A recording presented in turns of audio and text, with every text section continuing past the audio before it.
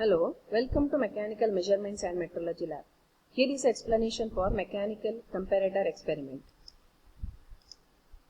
And this figure shows you the dial gauge. And in this experiment, we need to find out the surface roughness measurements. So, first factor is average roughness. So, what is average roughness? Which considers all the peaks and valleys in the sample. That means we are going to conduct the experiment for each 2 mm and we are going to note down the readings on the dial gauge. And all these values will give you the deviation from the zero line. And all these values will be added and divided by the, or is nothing but the average of all the values. That is the total. We need to add all the readings or all the peaks and values divided by the total number of experiments we have conducted. That we are going to get the average roughness value. In the second factor, we need to find out the mean roughness depth. It typically looks at only the 5 highest and 5 lowest points in a sampling length and averages peak to valley distances. That means out of 25 experiments, we need to go for the 5 set of values. So in each set, we need to find out the distance between the maximum peak and the maximum value. So here, if I take this is a maximum peak and this is a maximum value. So if I find the distance between this, that will be RY1. So similarly, we have to do it for each set and then we need to take the average of that we are going to get as mean roughness depth.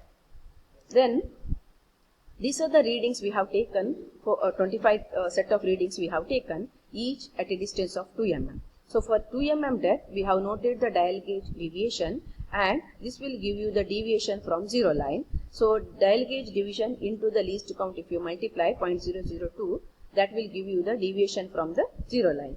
Within the limit of available setup, we have taken 25 readings over a length of 50 mm.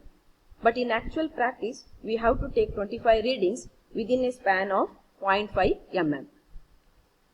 Now this is a graph we have drawn, the distance versus deviation. And in this graph, you can see this is the highest variation of the surface flatness or the highest peak. The figure graph shows the surface roughness of the given specimen. You can see there are irregularities on the surface of the specimen.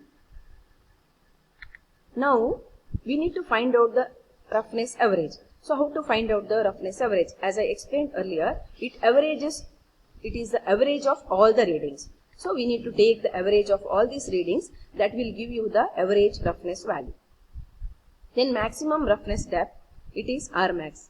So maximum roughness depth is the distance between the maximum peak and the maximum value.